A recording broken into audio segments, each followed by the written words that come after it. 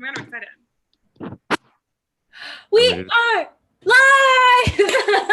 Hello and welcome to Talk Chef. I am one of your hosts, Reka. Your other host, Jordan. And we have a very special guest here today, the very funny, very talented, and one of the founders of the Squirrel Theater in New York City, Patrick Keene.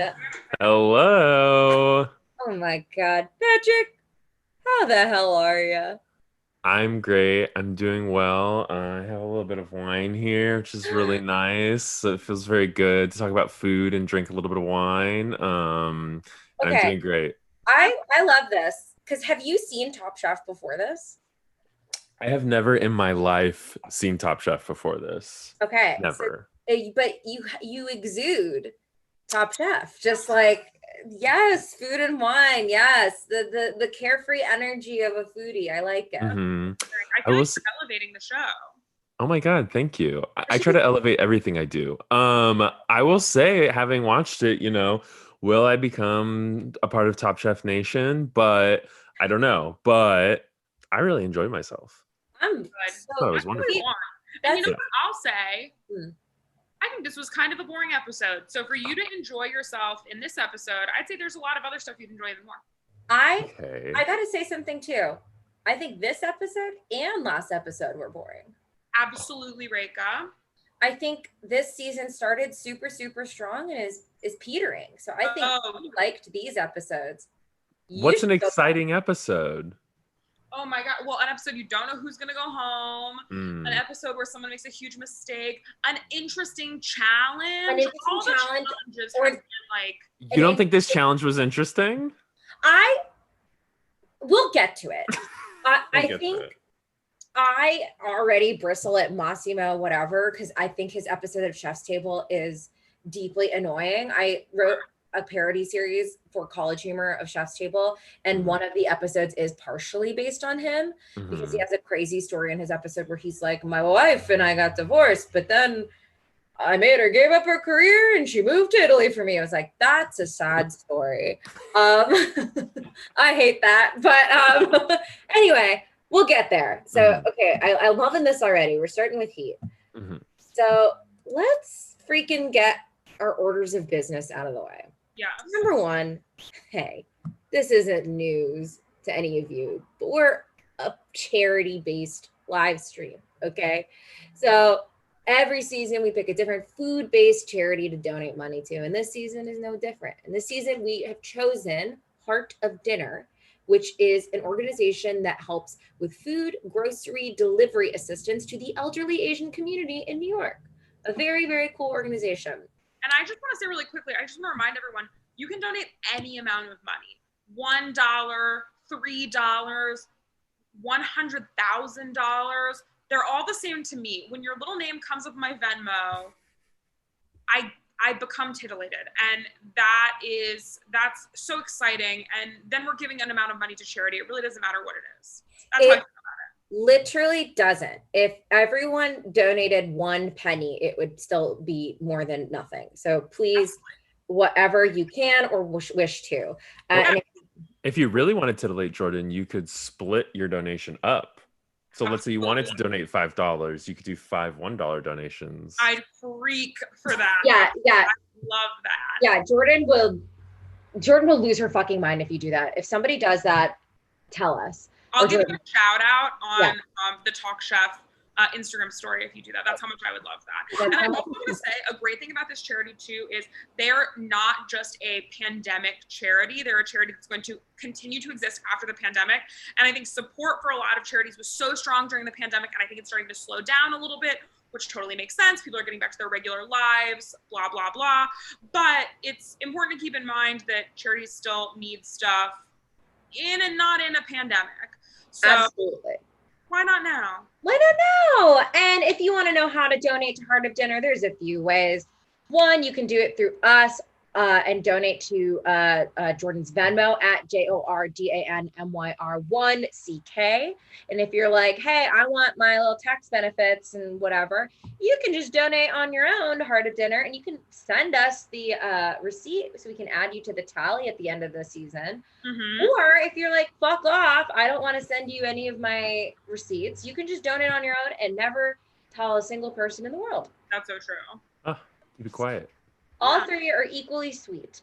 So we approve all of them. You're so good at saying Jordan's Venmo name or spelling it out. We have a lot of practice of Reka spelling out my Venmo handle. Literally. It's become one of my kinks. Yeah. It's to edge Jordan. Get that one in there. Yeah. When I say the one, CK. yeah.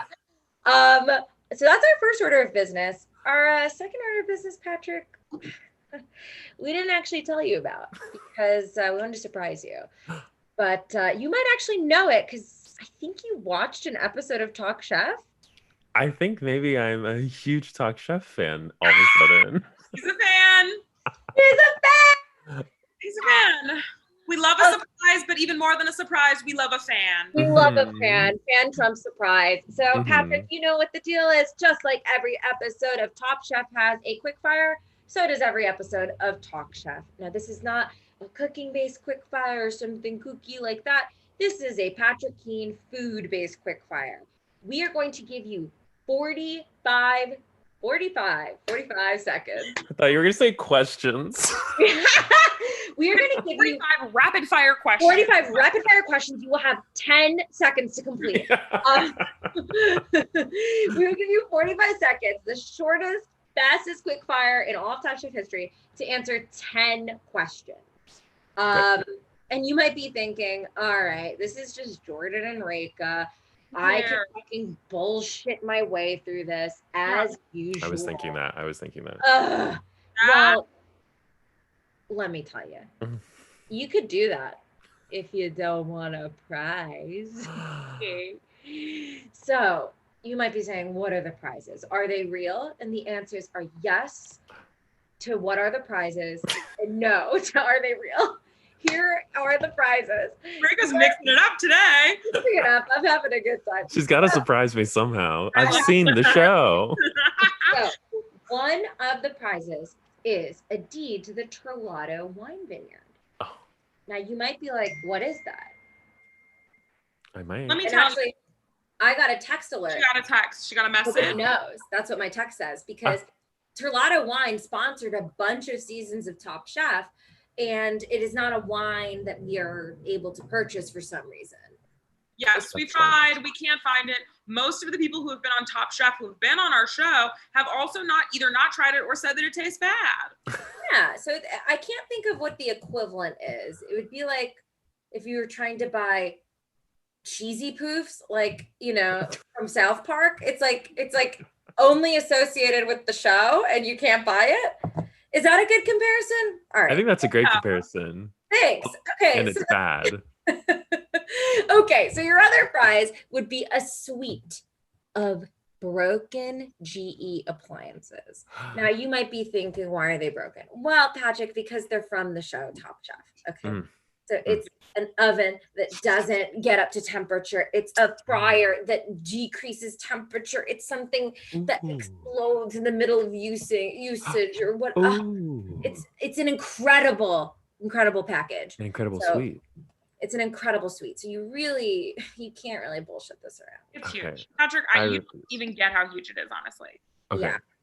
And I am seeing all the love for my bananas in the chat. Thank you so much. Maybe we'll touch base on that a little bit later. I actually was just out of town and I made sure to finish all my bananas before I left. I have a semi-new banana in the works. Stay tuned. This is sick. This is an act of violence against me every time y'all bring up the banana in the chat. This is anti-Jordan. I just want you to know that. I don't know about the banana. I have no idea what you're talking about. So Reka gets these bananas and then keeps them until they're so bad and like putrefied basically, and then she'll be like, oh well, I can save them and make banana bread out of them, even though they're so old that the banana inside has like disintegrated and gone to heaven and it's just a crinkly old black banana shell. But notice she said heaven and not hell. That is true. I did clock that. You did clock that. My bananas are and angels. I said that's so interesting because heaven is a good place. And heaven's actually really good. Reika's going to hell. The bananas go to heaven. It's not her fault what she does to them. One time I stayed at someone's apartment and in their freezer were like 40 rotten bananas. And it's like, you will never make bread with Wait a minute, Patrick, you stayed at my apartment. Was it me? Because I don't put them in the freezer, bitch. Ew, what is that turd? It looks like a turd. That's one of her bananas, and that's one of her better bananas. I'll say that just to kind of. I'll say that Kendall says that you're jealous, Jordan, and I have to agree in this instance. That one looked fully putrefied, but it did look like a little angel on its way to heaven. Thank you. Yeah. Wow. Okay. Oh, he proved us both right with that's incredible. Really incredible gas energy. Okay, I want to win some prizes. Okay, sorry. Okay. Okay, so you're gonna have 45 seconds from the moment Jordan finishes question 1. Are you ready? Okay, I'm ready. Absolutely. Okay. How long would it take you to eat another person if you got stuck on the Oregon Trail in a Donner Party situation? 3 days. Have you ever played Oregon Trail? Yes. Eating for survival or pleasure? Of pleasure. Who is the hottest current contestant on Top Chef? Shoto? Is that his name? What is Shota? the best cheese? Oh my God, pepper jack. What is the worst cheese? Oh my God. They're all really good. I'm gonna say like a really stinky one, but I don't even know the name of it. It's so stinky. Okay, do you prefer a heavy dish or a light dish? Heavy. Is there such thing as too much of a good thing? Yes. Who will win this season? Shota. How hot are Jordan and Reika?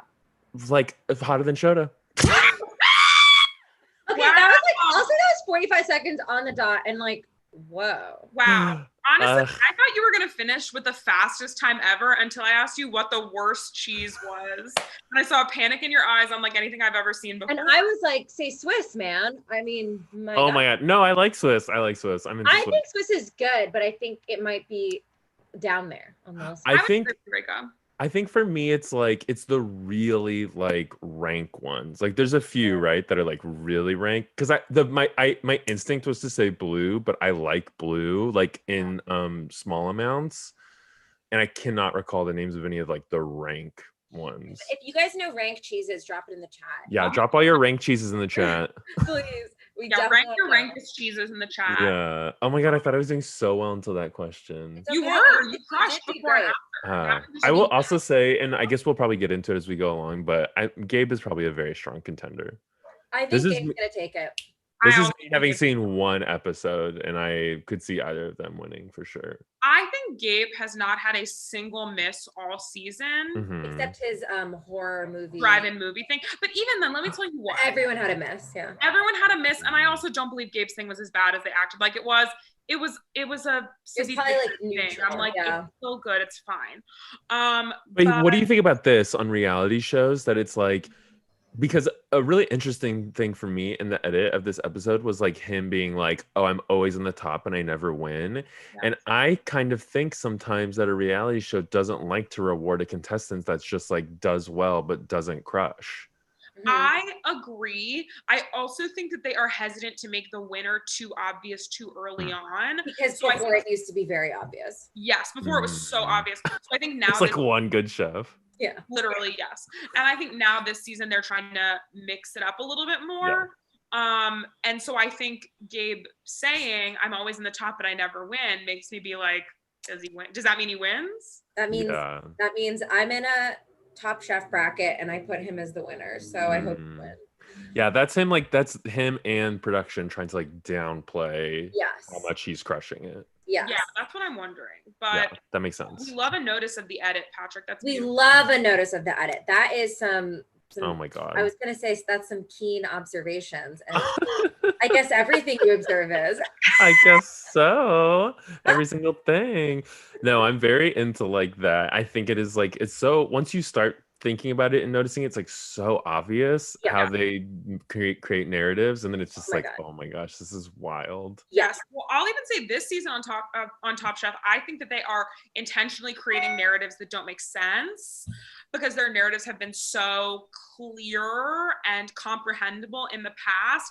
But it also doesn't feel like narratives where they're trying to like throw you off the trail. They just, like Maria's edit for a few episodes was like they focused on her so much and she kept not doing well, but not getting sent home. And I was like, what is this edit? It was very confusing, I thought. Yes. Yeah, it's not always to throw you off the trail. Yeah, sometimes it is just to like build out some kind of like story, and then to like have that story like peak like right as they're like being shipped away from the show. That's a good point. That's a good point. I will also just say in the chat, I would say Limburger, is a good one, but a lot of these people saying feta is garbage. I cannot get behind that. I think she's being honestly dumb. No offense, you're in the other room, but that's wrong. Feta is not dumb, and I'm gonna make you something with feta on it, and it'll be good. Yeah, that's really good. I think that is pretty good. Yeah. But I will say, like Limburger or like, that could be like something where it's like, oh yeah, that starts to get like too stinky for me. Have you had that Danish cheese that's brown and it tastes really nutty? It's called, oh, wait, is this what Amy's talking about? Or maybe it's Norwegian. Sure. That'd be so funny if that's exactly, yes, that's exactly what the thing Amy's just talking about. Bruno's. Oh my God. It looks like a square of peanut butter or something. I've never heard of that. I wonder if I would like it though. I feel like maybe I would like it. It's incredible. I don't like cheese I don't like, but I do agree with Reika that I think Swiss is kind of weak. It just doesn't really. I like it. I don't mind. Like if you give me a Swiss cheese sandwich, sure, whatever. I think it's like very much a sandwich cheese, and some cheeses are just sandwich cheeses, and that is what it is. Like I'm not eating. I would eat a little bit of Swiss like on a cracker, but like for me, a Swiss is like at its peak when it's like on a sandwich, and keep it there. For sure. And it is always a bummer on like a little cheese plate. The thing you pick up, you're like, oh, I'm gonna have this on my little dry kind of cracker, and you're like, oh, that was Swiss. Shit. Yeah, fuck. I just really fucked that up. Fuck. I also want to say this wedding is really fucking tearing me apart. My wedding is ruined. Fuck. My wedding. Kind of a perverted thing that I think American cheese and Velveeta are also both incredibly delicious. I think they're really tasty too. I don't really think of them as cheeses, to be honest. I think of them as like cheese products or whatever they call them. Yes, I'm not a Velveeta fan. My mom used to make grilled cheeses with Velveeta, and I'm like, I love it. It's good. It's better. I don't care if it's made of plastic or whatever people want to say. It doesn't matter. It tastes so good. I will say I like a lot of vegan cheeses, and I think vegan cheeses that are trying to emulate American cheese are some of the best, because it's such a strong taste that I'm like, that's what I want my vegan cheese to taste like, a fake plastic cheese. Favorite brands? Because I was just talking to my friend about vegan cheeses today. I don't have favorite brands, to be honest. I don't know them. I just whatever is on the shelf. But I know like there's like, yeah, go ahead.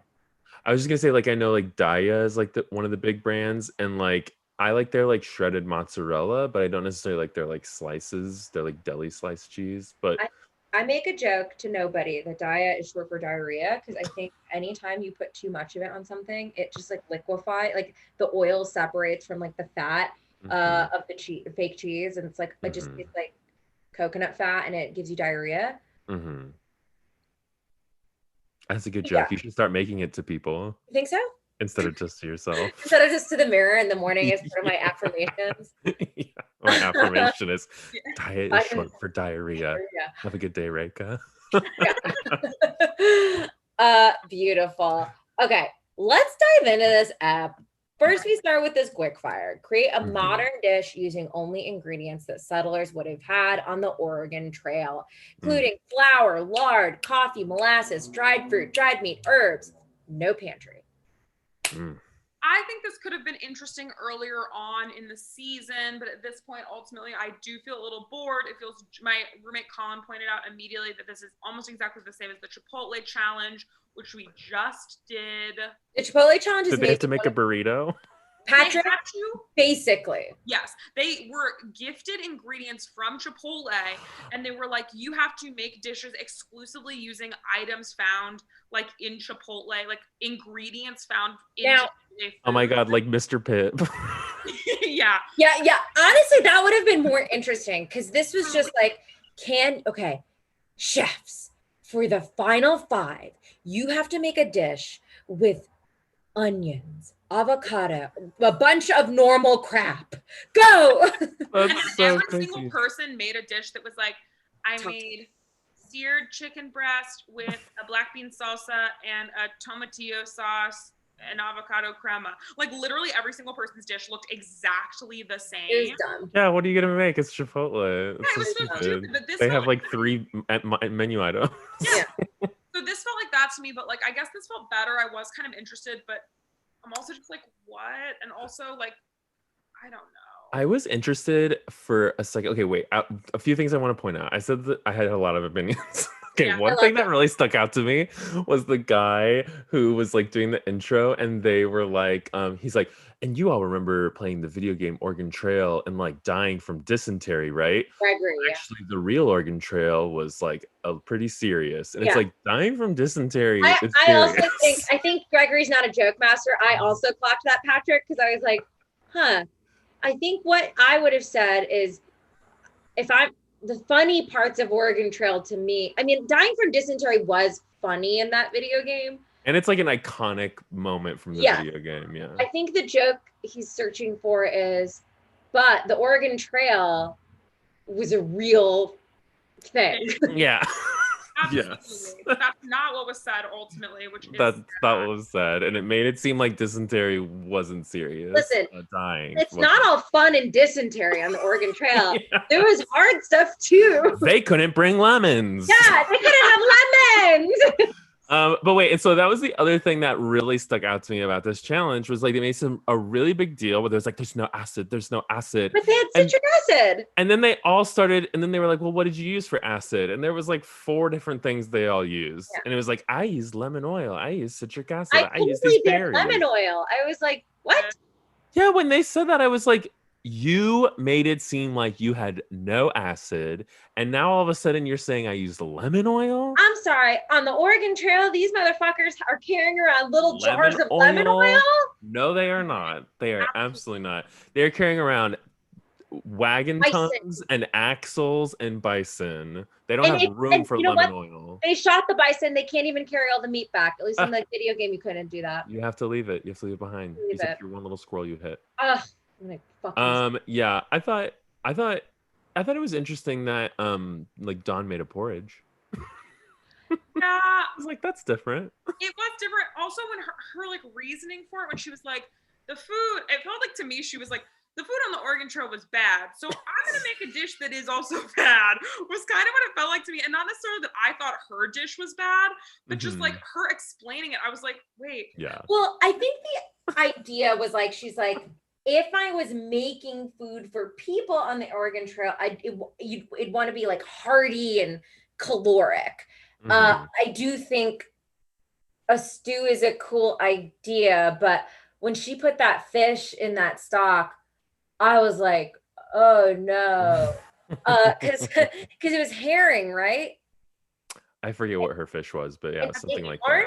Part of red herrings, like the whole point is it smells so much like fucking shit, it like throws a dog off the scent, and that's like the whole point. That's like what a red herring is. That's what the saying means. I knew that phrase, but I never knew like sort of where it came from. I think Raphael Chestang told that to me. He could be full of shit, but wow, I thought that it meant that all the other fish were fish colored and that fish was red, and then that's the one. That's the second meaning. That doesn't make sense though for what red herring means. No, that's the second meaning. The rest of the.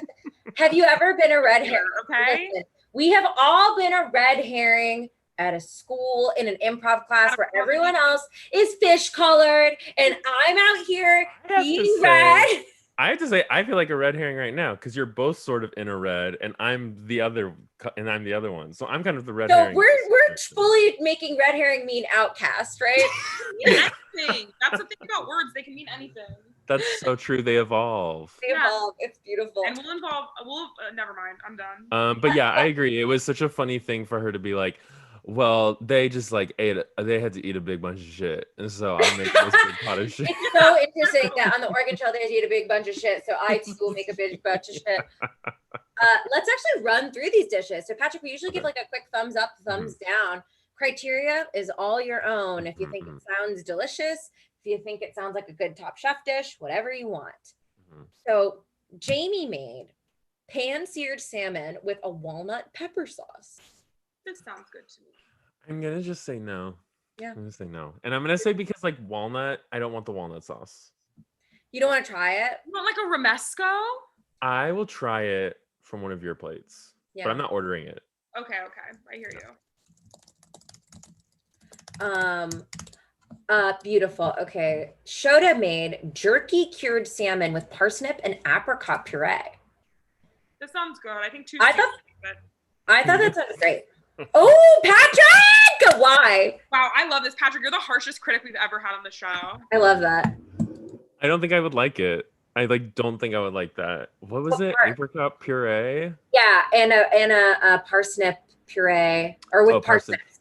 I think I would like the parsnips. I don't think I would like. And you don't want the jerky cured fish?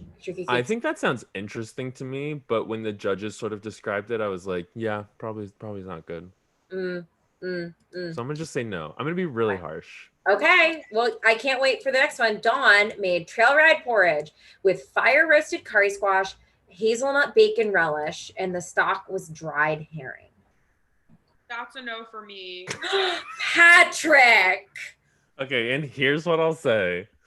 It would have been a big no for me until I heard Padma go, you shouldn't have cooked the fish in the thing, because then the whole thing was just fishy. And I thought, I want that. Patrick is a fishy. Wait, are you? I love fishy. I love anything that tastes really fishy. Are you like, because there's certain people where you go, wait, what is your favorite taste profile? And then they're like, I think skunk combined with dog shit actually tastes good. And you go, oh, okay, sorry, we're just never gonna like cross paths. What is like? Yeah, do you have like a favorite taste profile? I don't know what that means. No, I mean like a favorite type of cuisine, or I will say like fish for sure, like seafood. Any kind of like seafood for sure is like something. You specifically like a fishy seafood, right? Which is the thing I would argue people try to cook out of a fish. Is a fish. But I'm like I want it to taste like the East River. I want it to have that like sort of like rank like ocean smell. I love. Yeah. So I think that's like one of my favorites. I also love cheese. I love that kind of stuff. You like a stinky fish, but not a stinky cheese. So interesting. I love tins of sardines. Eat them all the time. Okay. I'm really curious what you think of Jamie's dish a little later in this episode. We'll get to it. Gabe. Yes, we will get to it. We will get to it. I have a lot of opinions about everything I bet you do. And I will say I like Jordan's tweet earlier about it. Thank you. I'll talk about my tweet later. We'll talk about it. Gabe made campfire trout with Oregon Trail salsa matcha. Okay. Sure. Yeah. That sounds good. Well, on the bottom was Shota and Dawn. On the top was Jamie and Gabe. And our winner was Jamie. Okay, I have a question. So I'm really into like Drag Race. And Drag Race as a show is like, they have like mini challenges, right? Which to me, this feels like this is kind of what this is a little bit, but this actually feels like more of a challenge than those ones, which are just like total bullshit. But in those ones, it's like they truly, the winner is about building narrative. It is not about who actually deserves to win. And sometimes they're like, it's actually not helpful to win. Does that ring true for this show? No, this show, it's like, it's really who's the best. Yeah. It's really who's the best. Okay. I also think too, like a lot of times, especially at a certain point, you'll get where like everyone is good. So sometimes it'll be like all the dishes are good, but who was the most innovative or who did the challenge the best? But I don't think a winner is ever chosen based on to create a narrative. I don't think. Okay. So it was just very interesting because it really felt like Gabe was gonna win. And then it was such a thing of like, and they kept being like, he's never won, he's never won. Well, I think that's a narrative they create after the fact. Okay. But his dish seemed the most like interesting, and like they were saying it felt like the most like organ traily. Sure. So I was like surprised it didn't win. Sorry. I think they do just go with the best dish. And I think, as you're saying, I feel like Gabe could take the win for the whole show for many reasons. I think he's never had a miss. He's an incredibly strong chef. He's got a really strong point of view and he's always evolving it. And this little woven narrative of like the dad who loves spending time with his kids, who never always the bridesmaid at quick fires, pulling out the win is like a pretty satisfying season-wide arc. Or like basically a front runner competitor. Totally. Yes. I also think that it like I don't know. I think they all kind of, anyone at any point in this show, I guess in any reality show, could be a winner or a loser, because you see people even who do well and they're like, well, I did well, but this was my issue with the dish or whatever. Yeah. So I think it's like you could make that edit of anyone. For sure. And then they sort of like the producers get you to sort of say things too. They get you to say, if it's anything like that, which I assume it's the opposite of, like those interviews are like long and literally just like torture techniques being used to get you to just say every single thing they could need you to say. Yeah. I will say, I think the Jamie win to me makes a little bit of sense because they were like, so like, what's the acid? What's the acid? And she did use those like berries, which maybe is like pretty innovative. Yeah, for the dish. Sometimes too, it just comes down to like which dish would they want to order again. So it's hard to know. Like sometimes most innovative takes it, sometimes just like craveability takes it, and it's hard to know how they switch between the things, because if it's not consistent in like, if everything that tastes good, it's always going to be the most creative or whatever the thing is. Right. Okay, so we have the elimination challenge, which is a big Tillamook Creamery challenge. And then they bring Chef Massimo on the horn to talk about a dish he made that used Parmesan cheese 5 different ways. Seems like a tasty dish. I don't know how I feel about the constraint. This feels like, this challenge is interesting to me because this is something that Top Chef actively tells you not to do. Like, don't try to do something a bunch of different ways because you'll just do each of them like, instead of doing one thing really well, you'll do 5 things at 1/5 the quality. What did you guys think of the challenge? Well, you guys said it was really boring, so I guess I agree. No, I think to me it felt very interesting where I was like, oh, to me, this is why I would want to watch a cooking show. I guess the end result wasn't as interesting as I thought it was going to be. Right. But to me, to be like, use a dish where it's like, use cheese in 5 different ways, use cheddar cheese in 5 different ways. I'm like, oh my God, I like don't even know how to even do that. Like, how could you even use it 5 different ways? Like shave it and melt it and then 3 other ways. Yes. But so that was really interesting to me. I also thought that that dish, because in that dish, it's only the Parmesan cheese, right? Yes. And it's like in the 5 ways. Yes. I want to try that. That seems interesting to me. I liked it. But I'm also kind of like, okay. You know what I mean? Like, it's all tastes the same. It's all like, I guess it's all about texture. Yeah. Like, okay. But I'm like, I want texture and flavor. Like, is that really better than like 5 different ingredients together? Well, true, but cheeses, like they went on the factory tour and like the aging process does make them taste different. That's true. I don't know. I don't, like Reka said, I don't know how I feel about Massimo, so I'm not sure what he's doing. I think he's kind of a weenie, and I want to highlight something Elaine in the chat just said, which I think would be a really cool idea, of like if it was like 5 courses with cheese and cheese used differently in each course. I think that'd be really cool. Really cool idea.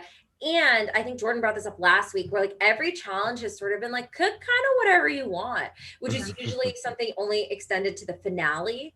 I also think with this challenge, I do think using cheese 5 different ways is already hard enough, but I think people like Shota make this challenge interesting. Yeah. It could very easily not be interesting. But people like Shota who love a challenge and are like, I love cooking Japanese food and using Japanese techniques.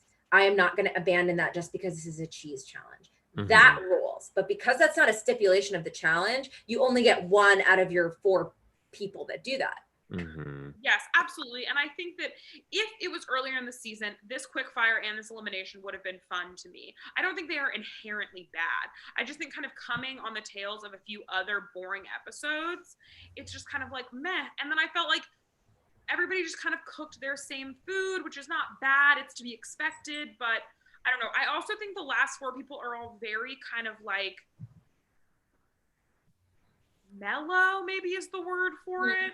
Normally I feel like there's more personality differences at this point, but I don't know. I think maybe that's adding to it for me. Yeah. I feel like also, yeah, I guess a thing was like they really let the concept of that dish dictate it in terms of like the idea being like everyone thought this was like such a terrible idea for a dish, and now it's like one of the biggest dishes of the decade. So then they were like, now you do the same thing. And it's you like, make a terrible sounding dish. Yeah, like truly. And it's like, okay, well, like, yeah, first of all, lightning's not always going to like strike twice. And then also like, that dish probably got really popular for a lot of reasons other than it just being the dish. But there's sort of like you mean novelty? You mean like a million other things? The food world is out of its fucking mind. And I love it. And I love every minute of it. Man, I'm totally with you there. No, this is crazy. All of them. Let's actually run through some of these. 2 little notes I wanted to point out.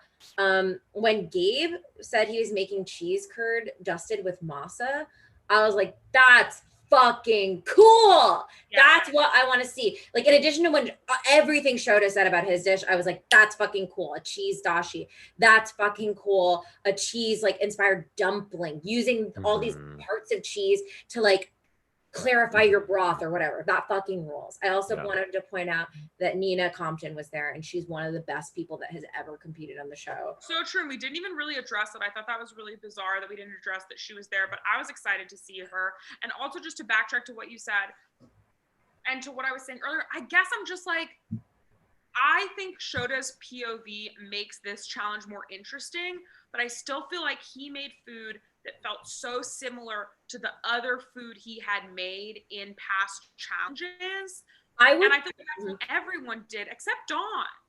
I would argue that Shota's dish only seems similar because of its appearance, and that if we tasted it, that would have tasted crazy. I think that's true too. I guess I just feel like in this season in general, I would have liked some more challenges where it's like, no matter what, everybody has to make a hot dog, or everybody has 100% or whatever, because I felt like every challenge was like, make a dish that's fun but your style. So then everyone just does, like we were saying earlier, like everyone just does exactly what they want.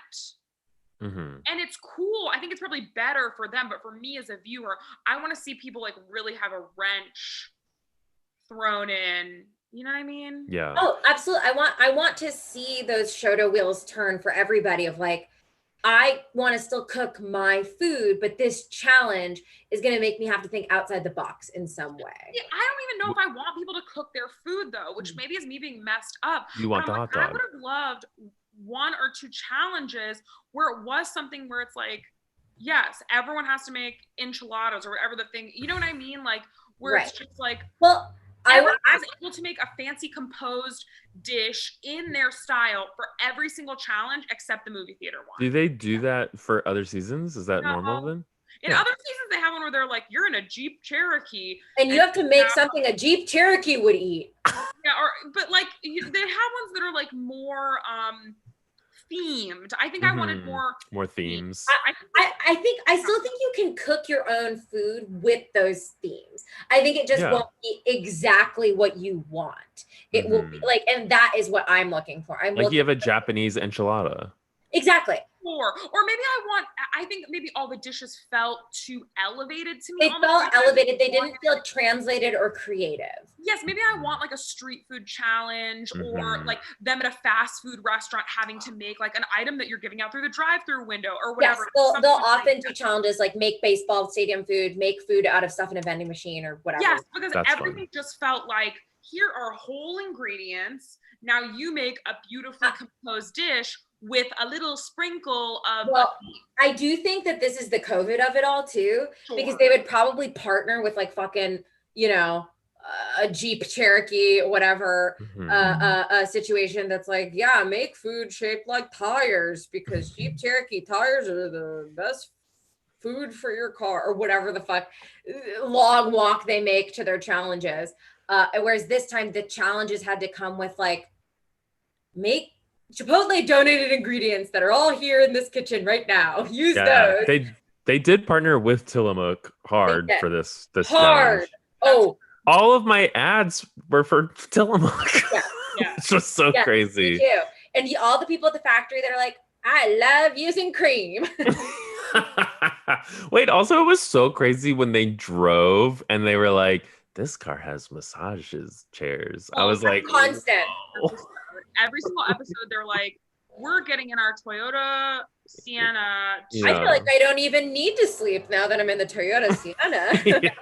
So while wait, more intense. I will say one last thing about all of that and about the challenges. Like, yeah, I think like a reason that I never really got into food shows is because I'm like, I can't taste the food. So to me, it loses like a huge part of the appeal. And I do think that is like, was Shota's dish this week, where it was like, yeah, they all tasted it and were like, oh my god, this is insane. Like I've never tasted anything like this before. And I was like, oh, sounds fun. Yeah, I wish I could. Can I come? Yeah. Can I come over? Can I come over? Fatma? So let's actually run through these. Speaking of Shota's dish, okay. Shota made a tofu cheddar manju with cheddar dashi, smoked cheddar oil, cheddar tofu miso, and a cheddar tuile. I say yes. I say yes. I say yes to this dress. Okay. Gabe made cheddar roasted apples with a white cheddar foam, cheese curds that had the masa on it, apple. Wow. Can someone please murder me? Apple bacon cheddar sauce and a cheese and apple chip. Hard no. Okay, why? Do you hate apples or apples? I love apples. And okay, so here's what I would say about this dish is that after they were eating it and they were all like, this apple was cooked to perfection, I would have been really sad that like I didn't order the dish and I would have been like, I gotta come back and get this dish. But it was so, and the way he talked about it, where he's like, apples and cheese. I was like, I'm not going to a restaurant to order apples and cheese. You know what I'm saying? Think someone made the comment, it was almost like a cheese platter, like a cheese plate course, which is interesting. Okay. There is a thing of like, anytime a chef is like, I'm going to make it vegetarian, it's like a big choice that they like don't have a protein. But, and I don't think that that's a big deal, but I do agree it was slightly incomplete. It is more like a really cool, interesting cheese course. Mm-hmm. Yeah, I agree. So yeah, I think like I would never order that. And like but I would hope that someone at the table did, and I could have a little taste. You could get a little scoop, yeah. Get a little bit of that apple. Yeah. But yeah, I was like, no, I'm not into that. Okay, Dawn, here we go. As a person who's never had a cheesesteak, I was like, what are we doing here to this? I'm fascinated with how we lift up the cheesesteak. Dawn made a cheese oil basted steak, a cheese sauté, is that how you say it? Cheddar gougere, extra sharp reserve cheese foam, and a sous vide cheddar sauce. This sounded good to me. I give it a thumbs up. I love a gougere, and I was interested in, I know that obviously the dish wasn't well received, and I was sad to hear that the sauce was grainy, but I do feel like Dawn was the only person in this challenge that kind of did something outside of what she normally does, which I thought was cool, to try to come at it from like a different POV. And I really thought it was interesting that she braised or soaked, I can't remember. In way. Sous vide. She like sous vide the thing, and yeah, sous vide in a way. Yeah. Which I thought was really interesting. I love to see someone make use of an ingredient that typically goes to waste. Totally.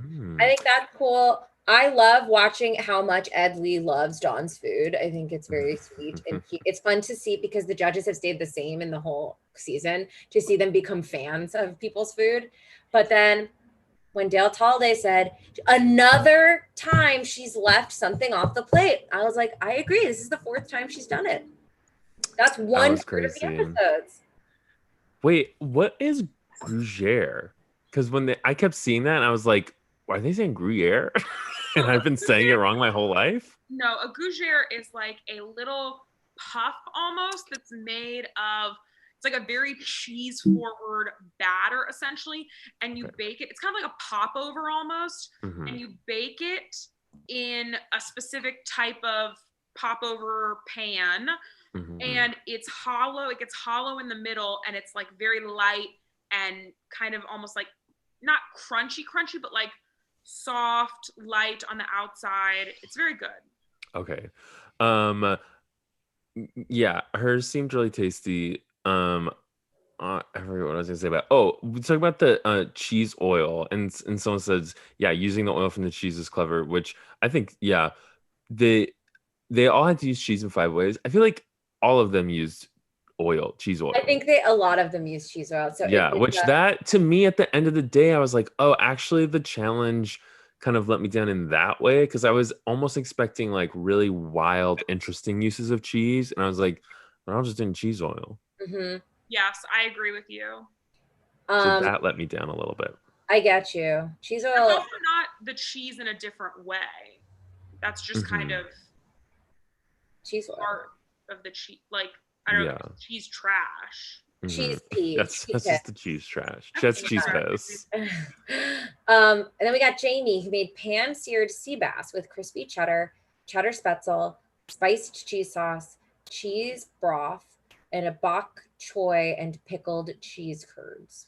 So my tweet, I'm giving this a thumbs up. My tweet was, in quotes, "You shouldn't pair fish and dairy together. Hey," no quotes, "hey, go fuck yourself." Because I think that's wrong. And I think that's a weird narrative that's promoted in like French cuisine, which like, if you've ever watched the show, you know I literally don't care at all about French cuisine. And Eric Repair can come here and fight me on it if he wants to. I think it's stupid. And I think so many cultures have cheese with fish, and it's delicious. I think that's super, as someone who has never really eaten fish and now doesn't eat cheese, I think that's a weird, arbitrary. It seems so arbitrary. And hello, what is a tuna melt? A tuna melt is delicious. Shrimp scampi is delicious. That's shrimp with butter. A fish taco with some cheese on top, maybe like a cotija cheese or something. Even like a clam chowder, which is basically like creamy, fishy. Absolutely. You could do like, I've had really delicious like shrimp tikka masala, which has some kind of dairy in it, like a cream. I'm like, I feel like that. I felt the same way. I was like, it's so interesting that you all are like the top of like food world and stuff, and it feels like you're very into like experimental stuff, and you're all just like cheese and fish. No, I mean, it's like, what? I think it's like with any profession, you like learn the rules so hard that you forget where your like ability to break them comes in. Like even last week, Shota made a mushroom puree out of a type of mushroom I'm forgetting that you don't normally puree, and that's like kind of a no to puree. Too fancy. And it's like too fancy, and they loved it. I'm like, yeah, because it's just mushroom. It's good. I voted no on this because this dish just seemed all over the place to me. I couldn't like anchor it with anything like bok choy, cheese, spicy cheese sauce, spetzel. It was a little too much for me. Well, you know what I'll say most felt not good to me was the bok choy with cheese. I think that sounds crazy in that dish. I agree. I think bok choy is too watery almost, I guess. I would say to pair well with a cheese. I'm happy to be proven wrong and think I could be, but in this dish, more than the fish with the cheese, the bok choy with the cheese, I was like, I don't know if I love that. I'm about to do a tweet that's like, you can't pair bok choy with cheese, it's too watery. fuck your, you. Yeah, I think that's actually incredible. I think that's incredible, Patrick. You should absolutely do that. I'm gonna do it right after this. And I would love to be proven wrong. I would love for someone to say, "Hey, my mom makes this delicious bok choy and cheese recipe," and I'd say, "Please send me the recipe. I'll make it. I'm sure I'll love it." I will say, pointing out the wateriness, that makes sense to me. But like in my mind, bok choy and broccoli are sort of very similar in taste, and broccoli and cheese is king. So so much less watery. Yeah, I agree. That's why I said the watery thing makes sense. Texturally also has like a really thin kind of crunchiness, whereas like broccoli is like a heartier. Did Patrick refer to it as a thin kind of slip and slide? Yeah, it's sort of like a thin green slip and slide, edible slip and slide. Yeah. Have you been on a slip and slide? That's kind of like bok choy. You know that slip and slide everyone diarrheaed on recently? It's kind of like what I just put in my mouth. Kind of like what bok choy is. Wait, I don't know if this is talking out of order, but it was so crazy how they kept harping on it, and then they were like, "Your dish was from Mars." Oh my god! I think that was so loud. I thought it was a strange dish, but I don't think it's any. I think there's been plenty of stuff on this show like that's crazy. Hung, like made like fucking a cereal town out of crushed up cereal ones. Like, there's been plenty of weird shit on this show. They just like make it seem. Yeah, sorry, Rika. I don't think anything is crazy unless, unless the chef tested was like, "I'm gonna chew it up and then spit it into your mouth." Then I'd be like, "Whoa, that's wild." But other than that, like, I'm like, what would you even? I don't think you. How can these chefs be surprised by anything? Yeah. I'll say too that Elaine points out one of the absolute most infuriating things about cooking shows, which is someone will look at a dish and be like, "This sounds fucking crazy," and then they taste it and they're like, "You're a genius, and I was with you all along." Yeah. Or if they taste it and it tastes bad, they're like, "You are an alien from outer space, and you deserve to die." You should die. Take her to the dungeon. Yeah, take her to the dungeon. Now she sucks. Now she was an alien. Yeah. Yeah, I agree. It probably honestly, it probably didn't taste that good. Yes. Maybe. But it did really feel like the fish and cheese thing was like so overblown. Absolutely. I was like, open your fucking mind and eat a tuna melt. Eat a tuna melt. I dare to. Okay. Challenge. I dare Tom Felicio right now to eat a tuna melt. Yeah. POV. Okay. You're a Padma. POV. I'm telling you to eat a fucking tuna melt. Incredible. This judges table for me was a little controversial. Not that Shota won. I think that was obvious and well deserved. Bottom was Dawn and Jamie. I mean, Gabe was there because they didn't want to only put two people on the bottom, but Gabe was absolutely not going home. They loved his dish. Yeah. Totally. I really thought this is the fourth time Dawn has plated incomplete. And to me, that sounds like such a minor thing. But I'm like, I just, at that point, I like in a restaurant setting, I'm like, oh my God, who cares? In Top Chef, I'm like, I think it's unfair. You know what I'll say though, Rika? In a restaurant setting, you would never. You would never. More dishes out like not fully done. It's just, I think she's done it too many times. And I'm saying this thinking that I do think that Dawn is a stronger chef on this show than she is. But that being said, in this challenge, in the game, I did think it was unfair to send Jamie home over Dawn when Dawn has yet again not completed a dish. And Jamie did something that was cool, felt riskier to me, did finish, even though I think Dawn has the ability to potentially win, and I don't think Jamie has that same ability. I think Dawn should have gone home. That's why this was controversial. I'm like, I think Dawn is the better chef, but I just ultimately, for the game, think it is unfair to let someone that has 4 incomplete dishes continue on. It's a pattern. I think it's not fair to be like, I make such high level fancy dishes that I'm not able to finish them on time. So they are good ideas, but I cannot execute them in time. And then I still get to say. And she got help. Yes, and she had help. Historically, if you do not complete all your dishes, you get sent home. And no one has ever not finished this many times. So they had mentioned that she had not plated before, and I 100% thought that she was going to go home. because based on the critiques and based on that, because even the critiques were like, oh, your sauce was grainy and all this stuff. And like, yeah, they said that's about Jamie's dish, but it was like, it just felt like they had so many complaints about hers as well. Yeah. So I totally thought that was going to happen. And I've never seen this show before. I was stunned when they just announced it, because I was expecting like Drag Race. I was expecting like one like final like thing where it was like you're the bottom two and now like you got to do something or like something. It was so fast. They were just like, Jamie, pack up your knives, you're gone. Get the fuck out.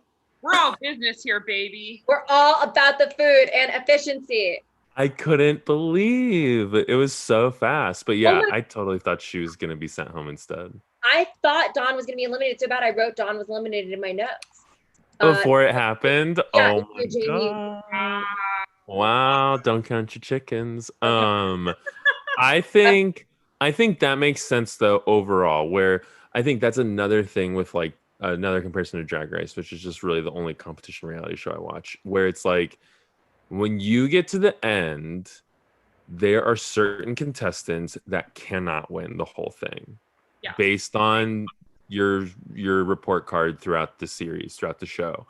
And if you are coming to the end, you know, sometimes they let one of them get to the end. But if there's someone that could win, yeah, sometimes you just push them ahead and you cut loose the person who cannot win the whole thing. Top Chef has no such rules because season 11, famously, the wrong person won. Yeah. Season 13, famously, someone boring won. Yes, it's sometimes. Simply watch season 11 and try to see. You can tell from episode 1 who's probably going to win it all. Season 11 is what? New Orleans. New Orleans. Yeah. And then we're talking Top Chef California. And then season 13 is California. 2 weird winners for those seasons. Season 7, you're like, no one should win. Season 7 is which season? DC. No one should win in DC. Tiffany could have won. Oh, Tiffany should. Yeah. Oh my God. Totally. I think I mean from the finale. Sure. I didn't even know who was in that finale. Angela. Actually, I liked Ed. It was Ed, Angelo, and Kevin.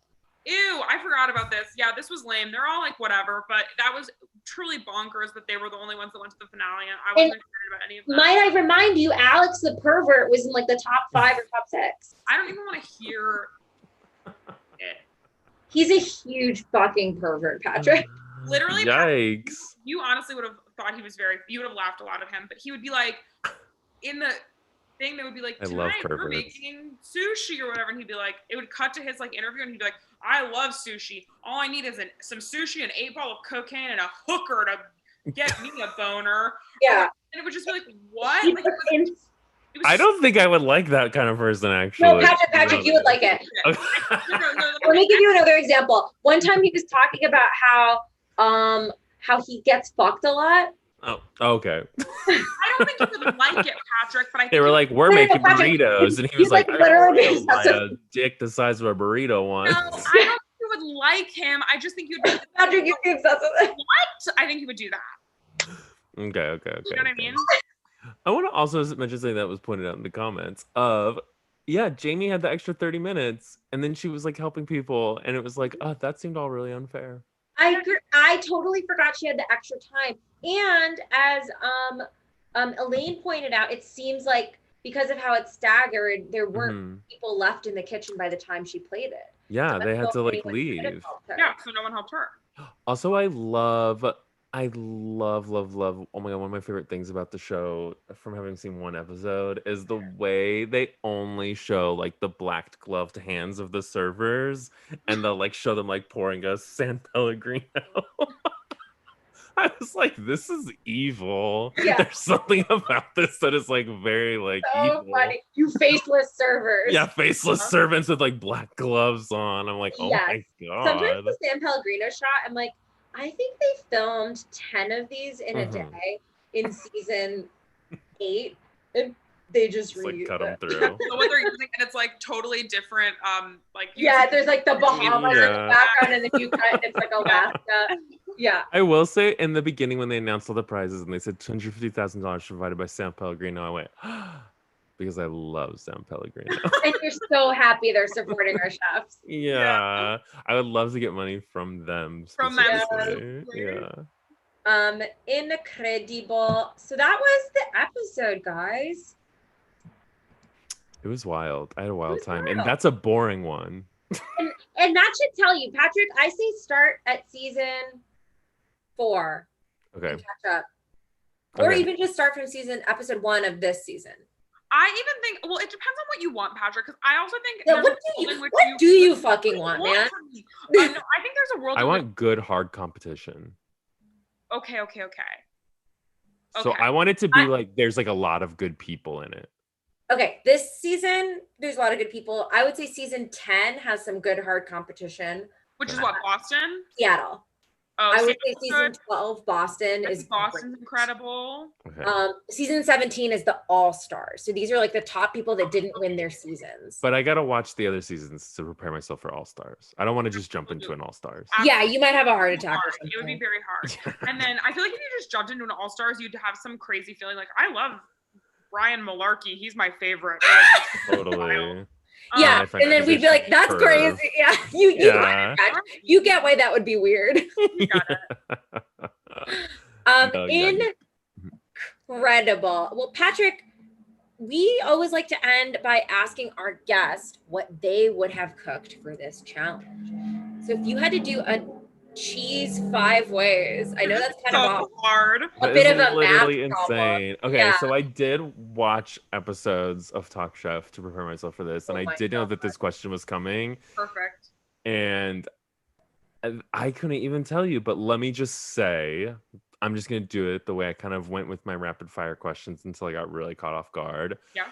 If I had to prepare the cheese 5 different ways, what I would do would be, it would probably be a very like vegetable heavy dish, and it would have okay, here's the 5 ways I'm using the cheese. 1, cheese oil. I'm just looking around. Just looking around, copying. Yeah, I'm just copying everyone. I'm like, Yes, I can't think of that many ways. Soda put this pot in the sink, and you scoop out the leftover cheese oil. Yeah. I'm like, can I borrow this? Thanks. So I'm doing cheese oil. I'm doing like fried like cheese crisps and like frying up some cheese. I'm gonna make a sauce. You gotta make some kind of like cheese sauce. Cheese sauce. What is a bechamel? Is that a cheesy sauce? Bechamel, yeah. It's like a bechamel. Yeah. You can make it into a cheese sauce, yes. Okay, so I'm doing like I was just trying to say that because it's a word I've heard before, but it's just some kind of cheese sauce, and then I'm like whipping cheese into something crazy, like really light and airy, like because that inspired. That is crazy. Yeah, when they said that because they said that in the dish, right, in the dish that they were sort of inspired by, there's some like light fluffy thing. I'm like, I'm gonna whip it souffle. Crazy. Yeah, I love that. And then the 5th thing, just a big chunk. A chunk? I prepared cheese 5 ways. The 5th is chunk. Chunk. Y'all liked how I did the chunk? 5-pound block of Havarti in the center of your plate. Mm-hmm. I'm imagining it like cut out in like the shape of like a ribeye steak or something. Yeah. It look like a protein. It's a beautiful like ice sculpture, like the way people do ice and butter sculptures. It's like a swan in the middle. Yes. Yes. Wow. That's what I would do. Yeah. I would eat it. Beautiful. And then I can tell him. Really? Okay, wow. Patrick, the producers are telling me I'm cleared to say you are top chef. Over Jordan? Yeah. Oh, wow. Every That's week, the best response we've ever gotten. Nobody's ever sniffed out that it's always in competition with Jordan. With me specifically, and I'm losing every single week. I'm always in competition with Jordan. That's true. Yeah, Patrick, well, this is great. Congratulations. A lot of people don't know that there are 2 ways to win Top Chef and be a top chef. One is to compete on the TV show on Bravo, Top Chef, and another is to guest one time on the live visual YouTube podcast, Talk Chef. Which way did I do it? Which one do you want to do? Is that what you said? No, which way did I win it through? You did the second one. I don't remember you being on Top Chef. Okay. No, there could be a season in the works. Either way, Patrick, an Indian woman's going to tell you you're top chef. That's what I love. Yeah, that's what I came here. That's what I came here for. Oh, Beautiful. well, I just had to Patrick, say, I love Padma. Yes. She's we, no Why are you saying nonsense. it like that? Like that's a we Well, I love. didn't know. I didn't know if I would like her. I didn't know if I thought she'd be a little too boring for me. No, she's funny. She's funny Yeah. and she's really hot. And sometimes when That she's funny, helps. it's even funnier because she's hot, which I feel like Which sounds is very crazy. weird. It is very weird, but It's an sometimes interesting intersection. Yeah. and in some episodes she gets drunk, and that's really funny. In I wanna see that. episode, I don't remember what episode number, but in season 17, she has a lot of champagne. Ooh. Okay, can't wait. Well, guys, you know the drill. Our charity is Heart of Dinner, helping with food and grocery delivery assistance to the elderly Asian community in New York City. You can Venmo at JORDANMYR1CK to get your donation counted into our tally. You can also donate on your own and DM us the receipt, or just donate on your own and never tell us at all. Thank you so much for tuning in to watch. Please come back next week. We got a very special guest. And thank you so much, Patrick, for hopping on. Thank you. I can't believe I'm gonna keep watching. Yes! That so is our excited. goal. We are Bravo's #1 advertisers that they don't pay. I know, it's sick.